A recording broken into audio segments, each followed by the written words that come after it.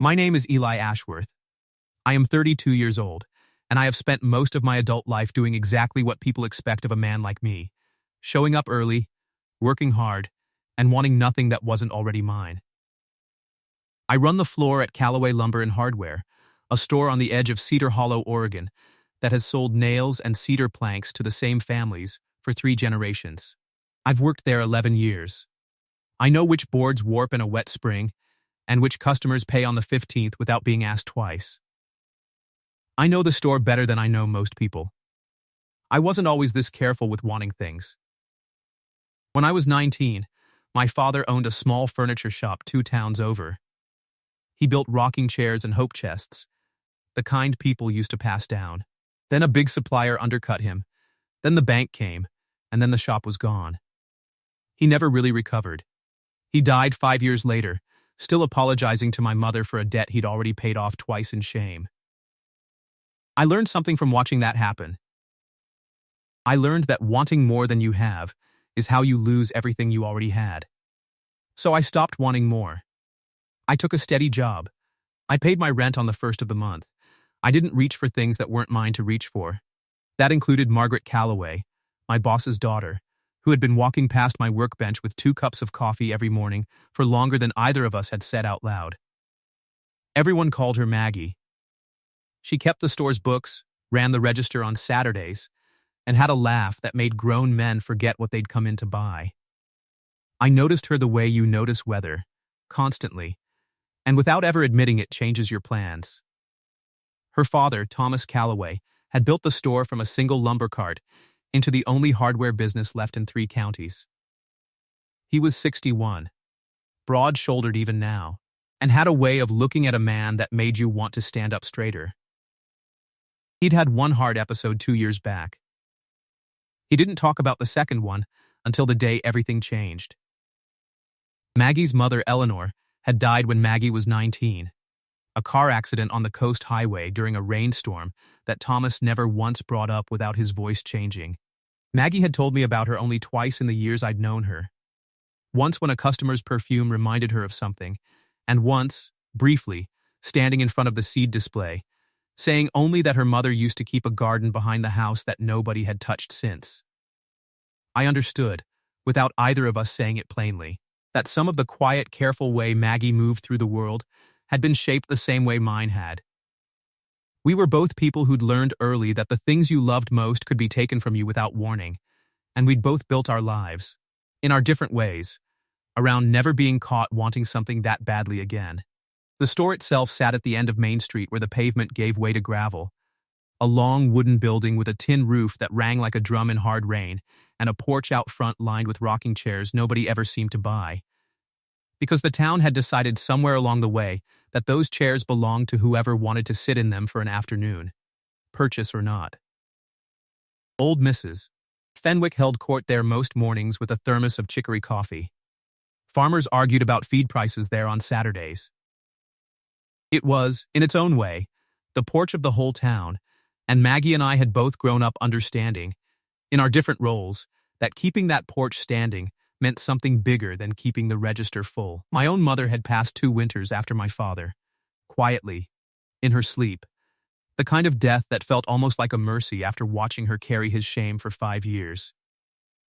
I had no brothers, no sisters, nobody left who remembered the shop the way I did, which was maybe part of why I'd never let myself sit in that chair. Sitting in it felt like admitting there was nobody left to ask permission from. It was a Tuesday in March when Thomas called me into the back office. Rain was coming down sideways against the window, the kind of rain that makes the whole store smell like wet cedar and coffee. He didn't look well. There was a grayness under his eyes I hadn't noticed before, and a folder sat closed on his desk like he didn't want to look at it either. "Sit down, Eli," he said. I sat. I had another episode, 3 weeks ago. Middle of the night. He said it plainly, the way he'd tell me a delivery truck was late. "Doctor says my heart's tired. Says I need to start putting my affairs in order. Whatever that means for a man who still has a mortgage. Thomas. I'm sorry. Why didn't you say something? Because I'm saying it now." He folded his hands on the desk. "This store has fed 3 generations of my family, and half this town besides. I don't have a son. I have Maggie, and she can run numbers better than any man I've ever hired. But she can't run this floor, and she can't do it alone if I'm not here to help her hold it up. I didn't understand yet where this was going. I just nodded, the way you nod when someone older than you is working towards something hard. The clock on the wall behind him ticked louder than I remembered it ever ticking before, and somewhere out front I could hear Maggie's laugh through the door, unaware that her whole future was being quietly decided a few feet away. "I've watched you 11 years, he said. "You show up before I do. You've never once tried to take more than your wage, even when I know you could have asked for it. My daughter's face changes when you walk into a room, and I'd have to be blind not to notice. And I am many things, Eli. But I am not blind." My chest went tight in a way that had nothing to do with the weather. "So here's what I'm asking. Marry my daughter, and everything I have, this store, the house, all of it, is yours. Both of yours. I don't say that to buy you.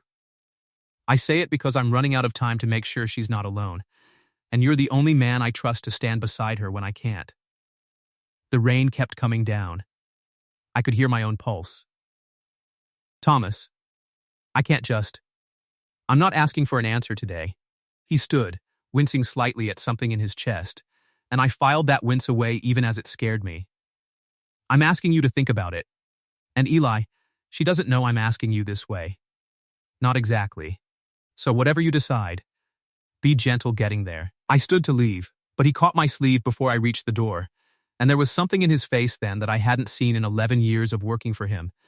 Not the confident merchant who'd built a business out of nothing, but a father, plain and frightened. "I loved Eleanor 31 years, he said, quiet now. "I still wake up some mornings reaching for her side of the bed before I remember. I don't want that kind of grief for my daughter Eli.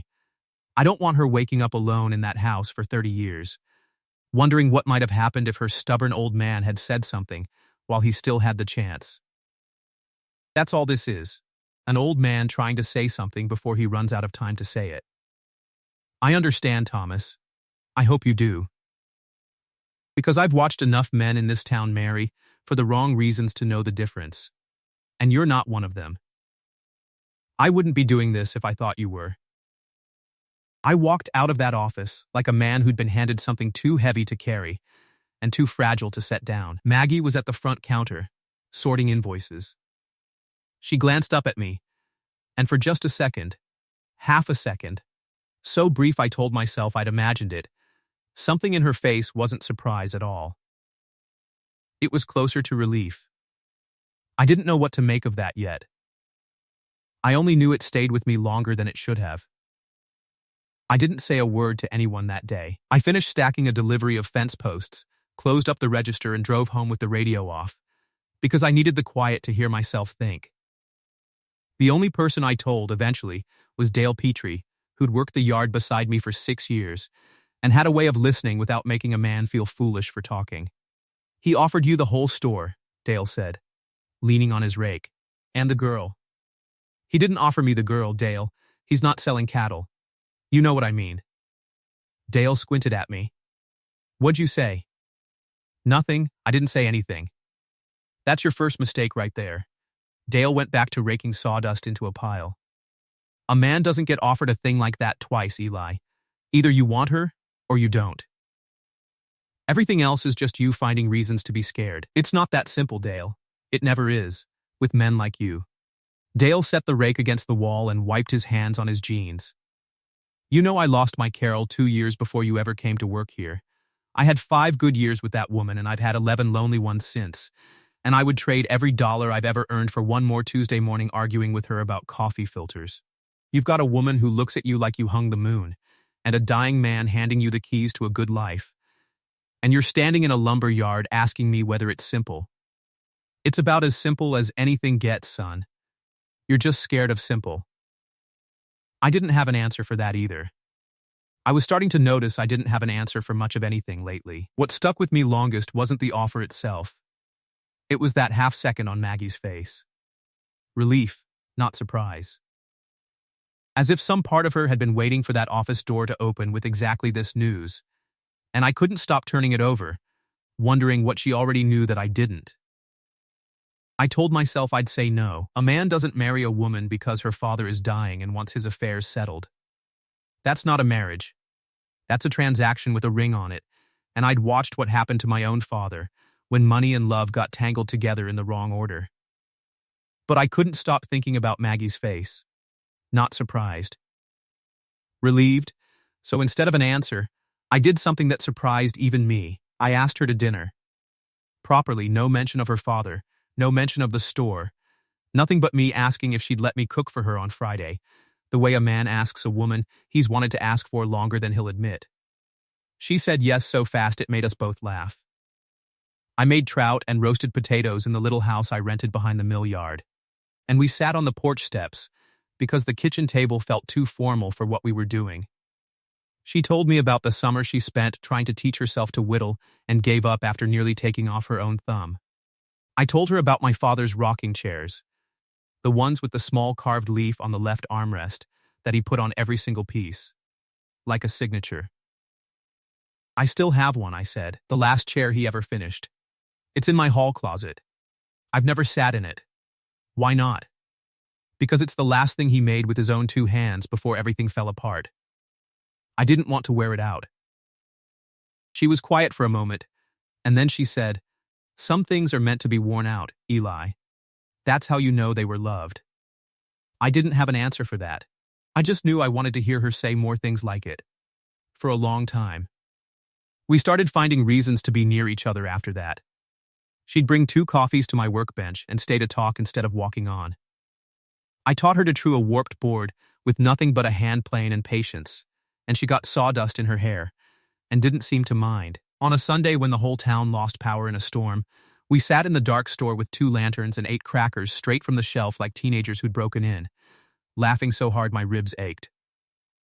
The following Sunday, Thomas insisted I come to dinner at the big house, the one Maggie had grown up in, 3 miles out past the mill on a rise overlooking the valley. It still had Eleanor's touches everywhere, a hand-stitched quilt folded over the back of the good chair, a row of canning jars in the pantry nobody had used in years, a piano nobody played anymore that Maggie still dusted every week. Thomas told stories over pot roast about the early years of the store, how he'd hauled his first load of cedar in a borrowed truck with a cracked windshield, how Eleanor had kept the books by lantern light before they could afford electricity out that far. Maggie laughed at stories she'd clearly heard 100 times, and I found myself hoping I'd get to hear them 100 more. After dinner, Maggie walked me out to my truck, and we stood in the cold for longer than the weather really allowed, neither of us in any hurry to say goodnight. "He likes you," she said. "He doesn't invite just anyone to hear the windshield story. I like him too. He reminds me of my father, a little. The parts of him that were good, anyway. Tell me about your father," she said. "The real stories, not just the ending." So I did. I told her about the summer he taught me to plane a board so smooth you couldn't feel the seam with your eyes closed. About the terrible jokes he told customers that made my mother groan from the next room. About the way he used to hum while he worked, off-key, some tune he never once got right in 20 years of humming it. I hadn't told anyone those stories in a long time. It felt like handing her something fragile and trusting her not to drop it. And she held it as carefully as I could have hoped. "What was your mother like?" Maggie asked, once the stories about my father had run their course. "Patient. Patient in a way I don't think I've ever managed to be with anything. She used to say my father's jokes were the price of admission for marrying a man who worked with his hands all day and needed some way to let the tiredness out. I think she loved him exactly as he was, terrible jokes and all, and I think that's part of what broke her heart worst when the shop finally went under, watching a good man lose the one thing that let him feel useful. You're not going to lose that, Maggie said quietly. Whatever else happens with my father's offer, or the store, or any of it. You already know how to be useful with your hands, Eli. Nobody can take that away from you. Not a bank, not bad luck, nothing at all, and I mean that with my whole heart.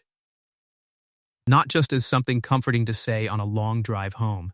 I hadn't realized how much I'd needed to hear exactly that until she said it, and I spent the rest of that drive home turning her words over like a stone worn smooth by handling. grateful in a way I didn't yet have the words to properly thank her for. One evening in late March, we drove out past the reservoir just to watch the last of the light go down, and Maggie brought a battered tin recipe box that had belonged to her mother, flipping through cards in handwriting faded soft as pencil. "I can't cook a single one of these right," she admitted. "I've tried." Her handwriting's so light in places I can't even read the measurements anymore.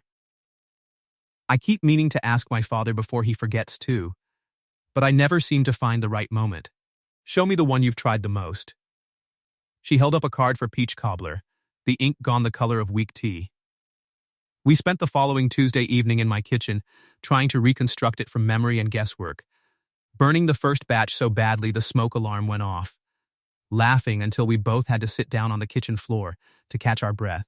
The second batch came out edible, barely, and we ate it straight from the dish with 2 spoons, and Maggie said it was the best thing she'd tasted in years, and I don't think either of us was talking about the cobbler.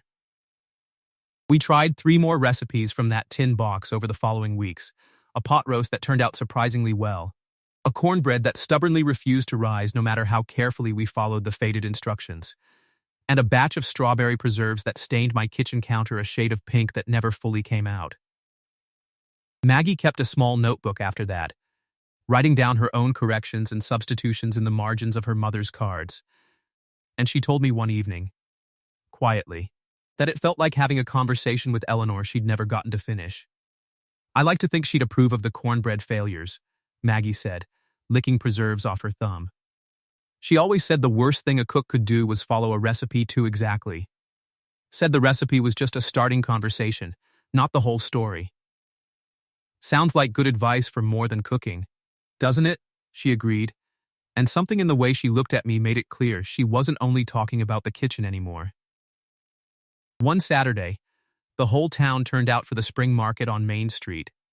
Folding tables of jam and carved birdhouses lined up under a sky that couldn't decide if it wanted to rain.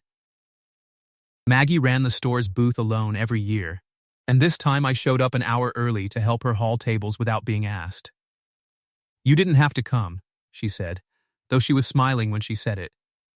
"I know. We spent the morning selling half-price bolts and leftover paint to neighbors who mostly wanted an excuse to talk, and somewhere around noon a little girl named Ruthie Colton wandered up crying because she'd dropped her mother's mason jar of pickled beets and it had shattered on the sidewalk.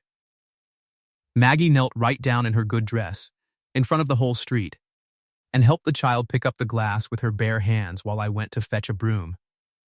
By the time we'd cleaned it up, Maggie had somehow talked the girl into laughing about it, and I stood there holding a dustpan of broken glass, thinking that I had never in my life wanted anything the way I wanted to keep watching her be kind to people who had nothing to offer her back.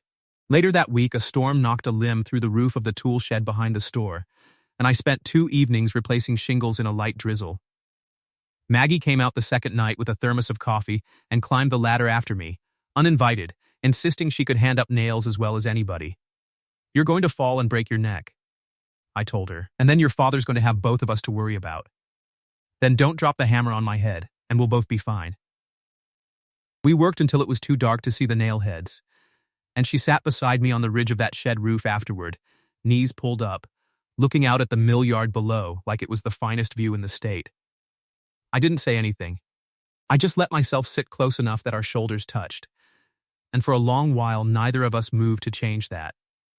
A few weeks after that, the county fair came through the next town over, and half of Cedar Hollow made the drive out for it. The way they did every June. Maggie and I rode the Ferris wheel twice, mostly because she wanted to see the whole valley lit up gold at dusk, and she won a stuffed raccoon at a ring toss booth that she insisted on naming after Dale, on account of it having the same stubborn expression. We ate too much cotton candy and walked the midway until our feet ached, and somewhere around 10 o'clock, standing near the edge of the fairgrounds with the noise of the crowd behind us, she leaned her head against my shoulder without saying anything at all, and I understood that some conversations don't need words to finish them. We ran into Thomas near the livestock barn, of all places, examining a prize hog with the same serious attention he usually reserved for a delivery invoice. He'd come out for the fair mostly out of habit, he said, though I suspected it was as much about watching Maggie and me from a comfortable distance as it was about the hog. "You two look like you're having a fine time," he said. And there was something almost boyish in the way he said it, like a man remembering an evening decades gone. "We are," Maggie said. "Good." He turned back to the hog. "Eleanor and I came to this same fair the summer we got engaged. Won a stuffed bear at the same ring toss booth that's probably run by that man's grandson now. She kept that bear on our bed for 30 years. Silly thing to remember, I suppose." "It's not silly," I said. "No," he agreed, quieter now. "I suppose it isn't." We walked the rest of the fair together after that, the three of us, and though nobody said much more about Eleanor, I noticed Thomas kept glancing at the raccoon tucked under Maggie's arm the whole rest of the night, and I understood he was filing away a memory of his own, the same way I once had with my father's off-key humming. On the drive home, windows down, warm summer air pouring through the truck, Maggie fell asleep with her head against the window, and I drove the last few miles slower than I needed to, not quite ready for the night to end. Toward the middle of May, Maggie's Aunt Ruth came through town on her way to visit family up north, and stayed 2 nights at the big house. Ruth was Eleanor's older sister, sharp-eyed and plain-spoken in a way that reminded me instantly of Maggie, and she cornered me at the store on her second afternoon, while Maggie was in the back, counting inventory. "You're the foreman," Ruth said, not really a question. "Yes, ma'am. Thomas told me what he offered you." She studied me the way you'd study a board for warping. "I want you to know I told him it was a foolish way to go about it. A man shouldn't have to be handed a woman like a bonus on his paycheck." "I agree with you, ma'am." That seemed to surprise her. "Do you now?" I turned him down, more or less. I'm not marrying Maggie because her father offered me a store. If I marry her, it'll be because I asked her myself, for my own reasons, and she said yes for hers. Ruth studied me a while longer, and something in her face softened by degrees. "Eleanor would have liked you," she said finally. She had a nose for men who said less than they felt. Most men around here say more than they feel, in my experience. It's a rare thing to find one who's got that turned around the right way. She lingered a moment longer, watching me stack a delivery of galvanized nails into their bins, before adding, almost as an afterthought, "Thomas doesn't say it, but he's terrified you'll change your mind once you understand exactly how much this town expects of the man who marries into the Calloway name. It's not a small thing, being the one everyone looks to when the store needs holding up. Are you sure you're ready for that? Or are you just ready for Maggie?" "I don't think I can separate the two anymore, ma'am. Wherever Maggie is, that's where I want to be standing, store included." "Good answer," Ruth said, and for the first time since she'd arrived, she looked genuinely satisfied. "You'll do." She didn't say much else to me after that, but she hugged me tight, and unexpected before she left 2 days later, and told me to take care of her niece, and I promised her I would, and meant it more than I'd meant almost anything. There was a night in April when we were closing up together, and a silence fell between us that felt heavier than the others. She looked at the door instead of at me and said, "My father talks about you a lot lately." "Does he?" I said carefully, more than usual. I almost told her everything right then. The offer. The store. All of it. But something stopped me. A fear that if I said it out loud, it would turn into exactly the transaction I didn't want it to be. So I let the moment pass, and she let me let it pass, and we both went home with something unsaid sitting between us like a held breath. I noticed something else, too, in those weeks. Small things. A day when she came in with red eyes and told everyone she had allergies. In March, in Oregon, when nothing was blooming yet. A folder she kept locked in her desk drawer that she closed too quickly whenever I walked past. A phone call she stepped outside to take one afternoon, her voice low and clipped through the loading dock door, ending with, "I said I'd handle it, Dad. Just give me time." Whatever she was carrying it alone, and I couldn't yet ask her why. Near the end of April, we drove out to the reservoir on one of the only warm evenings we'd had all spring, and sat on the tailgate of my truck watching the light go copper over the water. I asked her, as gently as I knew how, if something was wrong at home. She was quiet long enough that I thought she wasn't going to answer. "There are things about my family's finances I'm not supposed to talk about yet," she said finally. "Not because I don't trust you. Because it isn't only my secret to tell." "That's fair," I said, though it cost me something to say it. "I will tell you," she said, turning to look at me. "I promise you that, Eli. Just not yet." I believed her. I think that was the evening I stopped being able to pretend I didn't love her, whatever came next. The first weekend of May, the whole store closed for the annual Cedar Hollow Founders Picnic, an event Thomas had never once missed in 30 years, held on the grass behind the Grange Hall with horseshoes and a potluck table that stretched the length of the yard.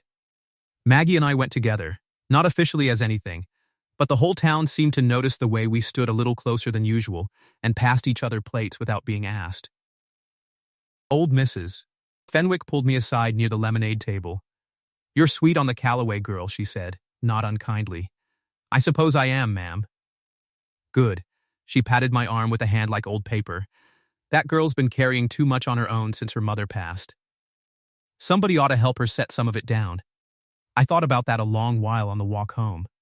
I hadn't realized, until Mrs. Fenwick said it plainly, how much of what I loved about Maggie was exactly that. The way she carried things without complaint, the way she never once asked anyone to help her, and how much I wanted, more than almost anything, to be the kind of man she'd finally let help. A week later, Maggie showed up at my door on a Wednesday evening, carrying a paper sack of tomatoes from her father's garden, and instead of leaving them on the porch, she stayed.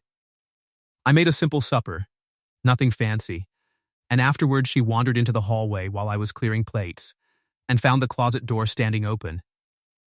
"What's this?" she called, and I came around the corner to find her crouched in front of my father's rocking chair, running one finger along the small carved leaf on the armrest. "I told you about that. You told me about it. You didn't tell me it was beautiful."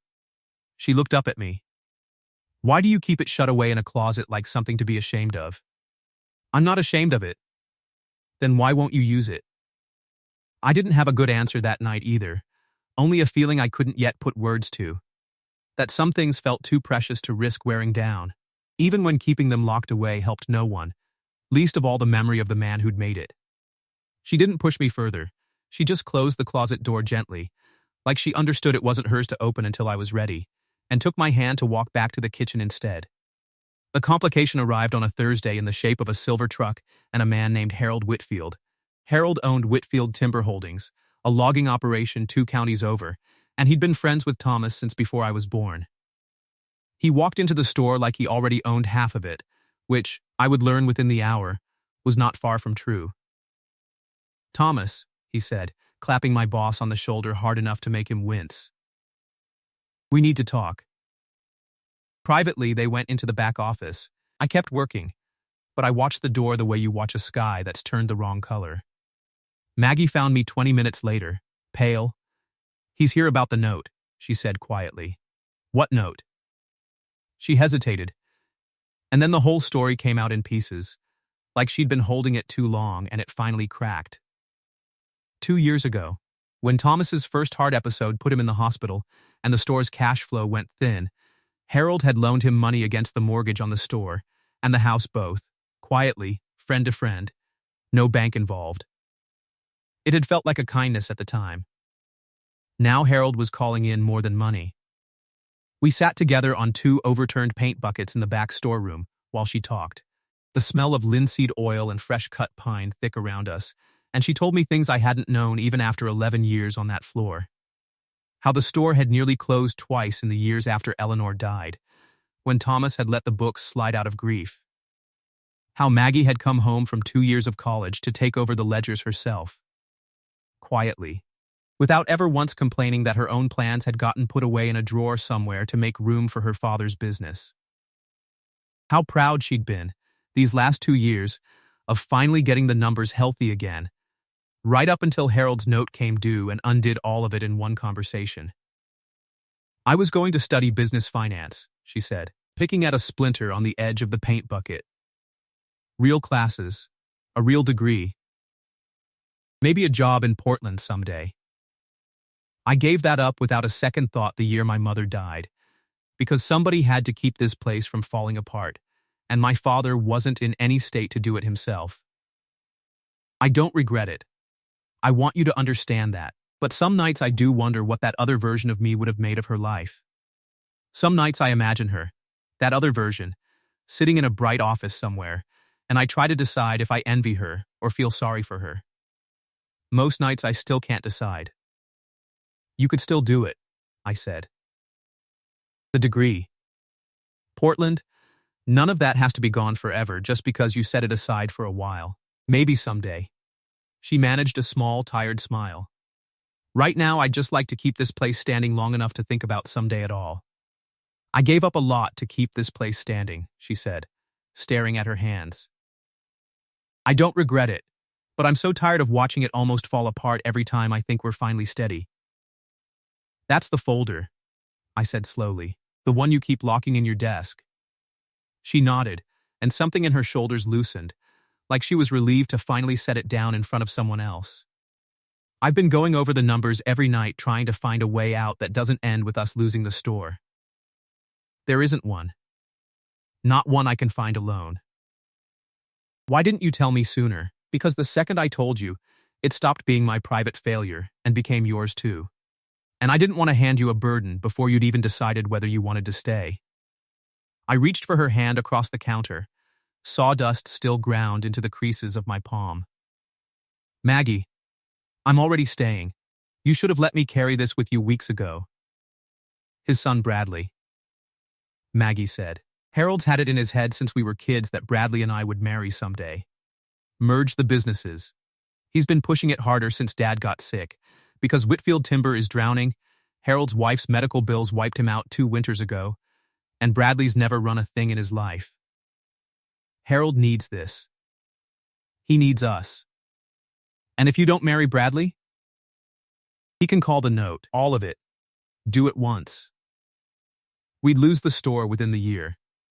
She looked at me, and for the first time I saw real fear in her, not the practiced calm she usually wore like an apron. That's the folder I've been hiding, Eli. That's what I've been carrying. I felt something cold settle in my stomach. Suddenly, her father's offer didn't look like generosity. It looked like a man trying to build a wall around his daughter before the flood came. And I didn't know if I was standing inside that wall because he trusted me, or because I was simply the only door left open.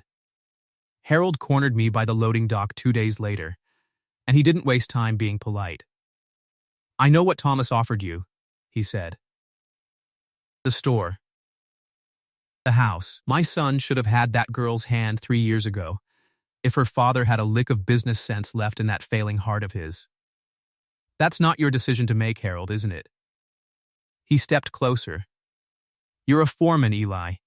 You sweep sawdust for a living. You think I don't know exactly what you are?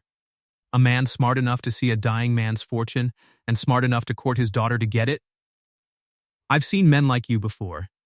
I built a company watching for men like you. You built a company by loaning your oldest friend money and calling it kindness, then holding it over his family's head the minute it stopped suiting you. I said, sharper than I meant to. Don't stand there and lecture me about what kind of man I am. Something flickered across Harold's face, gone as quickly as it came. Not quite shame, but close enough to it that I knew I'd landed somewhere true. He recovered fast, the way men like him always do. You think you're the first hired man to fall for the boss's daughter and dress it up as love? Harold said, jaw tight. I've seen it a dozen times over the years. It always ends the same way. The money runs out. And so does the affection. You'll see. I've got nothing to run out of, Harold. That's rather the point I'm trying to make. You've got 90 days to remember your place, he said, and walked back to his truck without another word. It landed harder than I wanted it to, because some small, ugly corner of my own mind had been whispering the same thing since the night in Thomas's office. What if he was right? What if I couldn't tell anymore whether I loved Maggie or loved the idea of never being poor again? I didn't answer him. I walked away, because the alternative was saying something I couldn't take back. That night I found out Harold had gone further than threats. He'd called his lawyer and started the paperwork to accelerate the note, giving Thomas 90 days to either produce the balance in full or watch the store and the house both go to auction. Unless, he said, the family situation resolved itself the right way. Maggie was the one who told me, over the phone, her voice tight with the effort of staying calm. He's not bluffing, Eli. My father's lawyer confirmed it this afternoon. 90 days. And Harold means every one of them. What does your father say? He hasn't said much of anything. He just sat at the kitchen table for an hour after the call, staring at nothing. I don't think he knows how to fight a friend the way he'd fight a stranger. I understood then exactly what kind of man was afraid enough to say that out loud. Not a villain from a story. Just a father, drowning in his own failures, grabbing at the one lever he had left to save his son and his company both. It didn't make it right. But it made it human, and somehow that was worse. I couldn't hate him cleanly. That night, unable to sleep, I drove past the old furniture shop my father used to own, 2 towns over, for the first time in years. It sat empty now, windows boarded, the sign long since fallen, and never replaced. I sat in my truck across the street for the better part of an hour, thinking about the version of my father who'd once believed a good business and a good name could carry a family forever, and the version of him who'd apologized for a debt he'd already repaid twice. Right up until the day he died. I didn't want to become either version. I wanted to find some third way of being a man that neither of them had managed to find, and I didn't yet know if that was possible. I found Maggie in the back office that evening, staring at the same folder she'd finally shown me, her hands pressed flat against the desk like she was trying to keep it from tipping over. He's not wrong that I sweep sawdust for a living, I said. Maybe he's not wrong about the rest of it either. Don't you dare, Maggie said, and there was real anger in it now, aimed past me at Harold, not at me at all. Don't you dare let that man's fear talk you out of something that has nothing to do with him. It's hard not to hear it, Maggie. Your father's dying. Your family's about to lose everything, and here I am, about to inherit half of it just by marrying you. Tell me honestly you've never once wondered if I'm exactly what Harold says I am. I have never wondered that, she said, and her voice cracked on the word never in a way that told me it was true. Not once. You are the only person in my life who has never once asked me for anything, Eli. Not money, not the store, not even my father's approval. You didn't even want to accept the offer when it would have been the easiest thing in the world to just say yes and never think twice. I know what I feel, Maggie. I just don't know anymore if what I feel is enough to prove anything to a town that's about to start whispering the same thing Harold said, once word gets out about the note. Then let them whisper. She stood up from the desk, closing the folder with a hand that was steadier than her voice had been a moment before. I have spent my whole life being careful about what people in this town think of the Callaways. I am done being careful, Eli. I would rather have you and every ugly rumor this town can invent than have nobody and a spotless name. I wanted to believe her. Some cold, tired part of me, the part shaped by watching my father lose everything for wanting more, wasn't sure yet how to let go of the doubt Harold had planted. I left that night without giving her an answer, and I hated myself a little for it the whole drive home. I didn't sleep. Around midnight, I found myself sitting in the hallway with my father's chair, running my thumb over the small carved leaf the way I'd caught Maggie doing weeks before. I thought about what Ruth had told me at the store, that Eleanor had a nose for men who said less than they felt. I wondered what she would have made of a man who felt everything and still couldn't manage to say the one thing that mattered. I went to the store early the next morning, determined to tell Maggie I was staying. Whatever Harold thought, whatever the town whispered. I never got the chance to say it. Thomas took the news badly. That evening, working late at the store, his chest seized up so suddenly he had to grab the counter to stay standing. Maggie screamed for me from the back room, and I carried him to my truck myself, because the ambulance was 25 minutes out and I wasn't going to wait and find out if he had that long. I sat in a hospital hallway until 3 a.m. with sawdust still on my boots, and somewhere in those hours, everything I'd been telling myself came apart. I had almost left. That was the truth I had to sit with in that hallway. 2 days earlier, After Harold's words dug their hooks into me, I had actually driven to the edge of town, with a bag half packed in my head, ready to disappear rather than let anyone believe I'd married for money. I'd made it as far as the county line before I pulled onto the shoulder and sat there for an hour, engine running, unable to make my hands turn the wheel any further from Cedar Hollow. Pride had nearly cost me the only thing in 11 years I'd ever truly wanted, and I hadn't even had the decency to know it while it was happening. Maggie sat 2 chairs down from me most of that night, not speaking, her arms wrapped around herself like she was cold in a hallway that wasn't. Around 1 in the morning, she finally looked over. "If you're going to leave," she said quietly, "leave now. Don't wait until my father's out of that room to decide you were only ever staying out of guilt. I'm not leaving. You were going to." I didn't deny it. There didn't seem to be any use lying to her in a hospital hallway at 1 in the morning. I was scared of being the man Harold said I was. I let that scare me more than I let myself trust what I actually feel for you. And I'm sorry for that. I don't have a better excuse than pride, and pride's never once kept a man warm at night. She studied me for a long moment, and whatever she found in my face seemed to satisfy something in her, because she reached over and laced her fingers through mine without another word. "For what it's worth," she said quietly, "I nearly told you to leave. That morning at the county line, I saw your truck idling at the edge of town from the store window. I almost let you go, because some scared part of me thought it would hurt less than watching you leave later, after we'd built something real to lose." "What stopped you?" "The same thing that stopped you, I think. I realized running from something because it might hurt someday isn't protection. It's just a slower kind of losing it." She squeezed my hand. "I'm glad neither of us went through with it. So am I."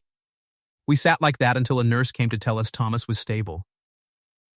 Later that same night, once Thomas had been moved to a regular room and was resting, Maggie stepped out to call her Aunt Ruth with the news. I sat alone in the small waiting alcove, and a nurse named Priya, who'd clearly seen enough family crises to read a room, brought me a paper cup of bad coffee without being asked. "You look like a man deciding something," she said. "Something like that. For what it's worth," she said, "the ones who sit in this hallway all night for someone else's family are usually the ones who end up staying. The ones who leave before it gets hard." She patted my shoulder once and moved on to her rounds, and I sat there turning that over until Maggie came back. Watching Thomas lie in that hospital bed, tubes taped to the back of his hand, I understood something I hadn't let myself understand before. Love that runs from every hard thing that might make it look bad isn't love at all. It's just pride, wearing love's coat. I walked into his room near dawn. He was awake, gray but stubborn, already arguing with a nurse about being discharged too slowly. "I'm not leaving," I told him. "Not because of the store. Not because of what Harold thinks I am. I'm staying because your daughter is the first thing I've let myself want in 13 years. And I'm done being ashamed of that." Thomas looked at me for a moment, and something in his tired face eased, like a man setting down a weight he'd been carrying alone too long. "Then go find her," he said. "She's been out in that hallway longer than you have." 2 days after Thomas came home from the hospital, I ran into Bradley Whitfield outside the feed store, and for the first time since any of this started, I saw him without his father standing behind him. "I owe you an apology, maybe," Bradley said, not quite meeting my eyes. "None of this was my idea. You know. The merger. Marrying Maggie. I like her fine, always have, but I never once asked my father to arrange anything. I've been trying to tell him for 2 years I don't want a wife handed to me any more than she wants a husband handed to her. Why didn't you say something sooner?" "Because my father's company is the only thing standing between us and losing our house too, Eli. It's easy for you to be brave about pride when you've got nothing left to lose. I've got a mother who still cries about the medical bills that started all this. I didn't know how to tell him no without watching him fall apart." "What do you want, Bradley? Really? Not what your father wants for you." He was quiet a long moment, kicking at a loose stone by the feed store door. "I want to finish the accounting degree I dropped out of 2 years ago when things went bad. I want to work somewhere nobody's watching me to see if I'm my father's son or my own man. I don't know how to want that out loud, though, It feels like betraying him, wanting something that isn't the family business. I understand that better than you'd think, I said. It took me 13 years to sit in a chair my own father built, because I was scared of what it meant to finally use the things I loved, instead of just keeping them safe on a shelf. Wanting something plainly isn't betrayal, Bradley. It's just the hardest, most honest thing a man can do. Maybe I'll try saying it out loud sometime, Bradley said. And for the first time since I'd met him, there was something almost hopeful in his voice. Doesn't have to be today. But sometime. That's more than a lot of men manage in a whole lifetime. I didn't have it in me to be angry at him after that. Bradley wasn't the villain of this story any more than Harold really was. He was just another man standing too close to his father's fear, same as I'd once stood too close to mine. For what it's worth, I told him, I don't think Maggie was ever going to marry anyone her father, or yours, picked out for her. I think she was always going to choose for herself sooner or later. I just happened to be standing close enough when she did. Bradley almost smiled at that. Good luck with my father at the meeting Thursday. He's not going to make this easy on anyone. He was right about that. I spent the days leading up to the meeting turning over Harold's accusation, unable to shake the feeling that half the town would side with him whether or not it was fair. Maggie caught me pacing the storeroom the night before, and instead of trying to talk me out of my nerves, she simply sat down across from me on an overturned bucket, the same way we'd sat weeks earlier when she first told me about the note. Whatever happens tomorrow, she said, I need you to know something isn't going to change depending on how the town votes with their gossip. I love you. That was true before Harold ever showed up in his silver truck, and it'll be true no matter what he says tomorrow in front of the whole Grange Hall. I know that. Do you? Because you've had that look on your face all week, like you're bracing for something you think you deserve. I didn't have a quick answer for that, because she wasn't wrong. Some old, tired part of me had spent 13 years believing that good things came with a bill attached eventually, and Harold's accusation felt like exactly the kind of bill I'd always expected. I'll try to remember, I told her. Tomorrow, and after. Good, she said. Because I intend to remind you as many times as it takes. The town hall meeting happened 4 days later, called by Harold himself, dressed up as a community update about the future of the mill's supply contracts. But everyone in Cedar Hollow knew exactly what it really was. Harold stood at the front of the Grange Hall and, in front of half the town, laid it all out. The note, the 90 days, and his version of why Thomas Calloway's own foreman was suddenly engaged to his daughter. Ask yourselves, Harold said, loud enough to carry to the back row, why a man who's worked a hardware counter for 11 years is suddenly set to inherit an entire business. Ask yourselves, what kind of man lets himself be handed a fortune through another man's daughter? A murmur moved through the room. I felt every eye in that hall land on me at once, and for one terrible second, 13 years of believing I wasn't allowed to want anything rose up in my throat like it might choke me. Then Maggie stood up. She walked to the front of the hall, past her father, past Harold, and turned to face the whole room with a steadiness I hadn't seen in her since this all began. You want to know why he's marrying me, she said. I'll tell you the truth, since Mr. Whitfield seems so eager to guess at it instead. She looked at me then, not at the crowd. My father didn't manipulate anyone into this. He came to me in January, before he ever said a word to Eli, and he asked if I would be all right with him offering Eli the store, the house, everything, if it meant I wouldn't be alone after he was gone. And I told him yes before he'd even finished the sentence. Because I have loved this man since I was 22 years old and too scared to say so, and my father simply gave me an excuse I'd been praying for without ever admitting it out loud. The hall went silent. I already agreed. She let it sit there. Alone, the way a held breath finally lets go. Not because of the store, she said. Not because of money. I agreed because I have wanted Eli Ashworth for 7 years, and I was too proud to say it until my dying father made it easier for me. If that shames anyone in this room, it should shame me, not him. A murmur ran through the crowd. Different this time. Softer. Closer to sympathy than suspicion. Old Mrs. Fenwick, sitting near the front with her thermos of chicory coffee, said loud enough for half the hall to hear, "Well, it's about time somebody in this town said what they actually felt instead of dancing around it for a decade." A few people laughed, and something in the room's tension broke. Someone near the back, I never did learn who, started a slow round of applause that spread through the hall before anyone seemed to decide to allow it. Thomas reached over and gripped my shoulder, hard, the way a man does when words aren't enough for what he's feeling. Harold opened his mouth and found nothing to say. His own son Bradley, sitting near the back, looked more relieved than disappointed. I'd learn later he'd never wanted the arrangement either, and had been carrying his own quiet dread of it for years. Thomas stood, slower than he used to, one hand still resting near his chest, and spoke to the room in a voice that didn't shake. "I'll have the note paid in full within the month," he said. "The store's books are stronger than Harold thinks. And I'll be selling off the North Timber acreage to clear it outright, rather than owe any man a debt tangled up with my daughter's future. Harold, you're still welcome at my table.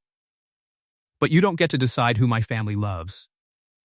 I crossed that hall in about 6 steps and took Maggie's hand in front of everyone she'd ever known, and she held on like she'd been waiting a long time for someone to let her.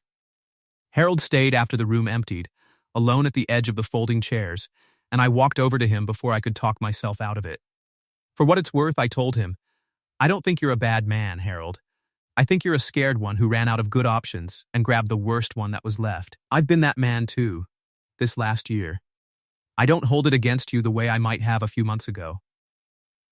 He didn't answer right away. When he did, his voice had none of the sharpness it usually carried.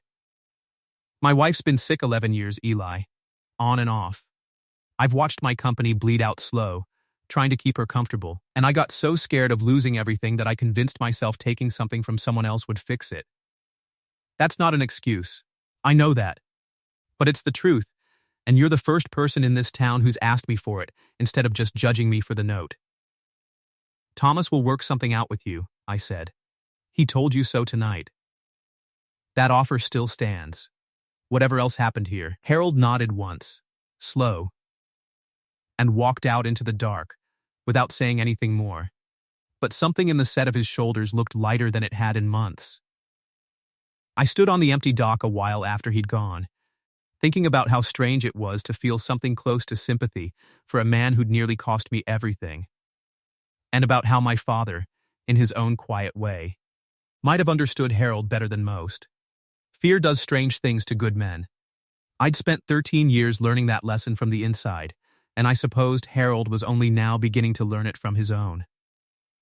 We were married that October, on the loading dock behind the store, because Maggie said the porch out front had seen enough of our beginning already, and deserved to watch this too. The weeks leading up to it went by faster than either of us expected. Maggie's Aunt Ruth came back for good, moving into the guest room at the big house to help Thomas with his recovery, and in her words, to make sure nobody in this family does anything else foolish without consulting me first. Bradley enrolled that September in an accounting program 2 hours away, the one he'd abandoned years before, and wrote Maggie a short, awkward letter wishing her well that she kept tucked in her mother's old recipe box, next to the peach cobbler card. Even Harold and Thomas managed a stiff, careful lunch together in August, the first time in months they'd spoken without lawyers or notes between them. And though neither man would call it friendship restored, it was something closer to peace than either had managed in a long while. Thomas walked her the short distance himself, slower than he used to walk, but on his own 2 feet, which the doctors had told him plainly not to promise. He'd sold the North acreage that summer, cleared Harold's note in full, and something between the two old friends had settled back into an uneasy but real peace. Not forgiveness exactly, but the kind of truce men build when they've known each other longer than their pride. He paused halfway down the aisle of folding chairs, just for a moment, to look at Maggie's face, and whatever he saw there seemed to settle something in him that had been unsettled for a very long time. We didn't have a ballroom, or a band. We had sawdust swept clean off the concrete, string lights hung between the mill's steel beams, and half of Cedar Hollow standing shoulder to shoulder in folding chairs. Because Thomas Calloway had sold nails and cedar to every family in 3 counties, and every one of them showed up to see his daughter finally choose her own life out loud. Dale Petrie stood up during the toasts, uninvited, and told the whole crowd that he'd warned me not to let a chance like this slip past twice, and that he expected full credit for it someday. His speech ran long and rambling, and made half the crowd laugh until they cried. And when he finally sat down, he leaned over to me and said, quiet enough that only I could hear, "Carol would have loved this one, Eli. She always did like a wedding where the groom looked properly terrified." Even Harold came, standing near the back with his hat in his hands, and when the ceremony ended, he crossed the dock to shake my hand. Not warmly, not yet, but honestly, which from a proud man like Harold Whitfield was its own kind of apology. Bradley stood beside him, home for the weekend from his accounting program, and for the first time since I'd met him, he looked like a man who was finally allowed to want something of his own instead. Ruth found me near the drink table partway through the evening and pressed something small and cold into my hand. A thin silver ring, plain and old. "This was Eleanor's mother's," she said. "It's been sitting in a drawer at my house for 30 years because nobody in this family could decide who deserved it. I think I've finally decided." She closed my fingers around it before I could argue. "Give it to Maggie whenever the moment feels right. Not today. Today's already got enough in it." I tucked the ring carefully into my jacket pocket and found myself glancing toward it every so often through the rest of the reception, half afraid I'd somehow misplaced something that mattered so much to so many people who'd come before us. Old Mrs. Fenwick caught me during that same stretch of the evening, pressing a small mason jar of her own pickled beets into my hands. The same recipe, she told me, that Ruthie Colton had shattered on the sidewalk months before at the spring market. "For the pantry," she said. "Every marriage needs a full pantry and a stocked porch. You two have got the porch handled already. Figured I'd help with the rest." I gave Maggie one thing that day that wasn't in any of the paperwork Thomas had drawn up. I brought out my father's last rocking chair, the one I'd never let myself sit in, the one with the small carved leaf on the armrest, and I set it on the dock beside us during the ceremony. "My father built this the year everything fell apart for him," I told her, in front of everyone.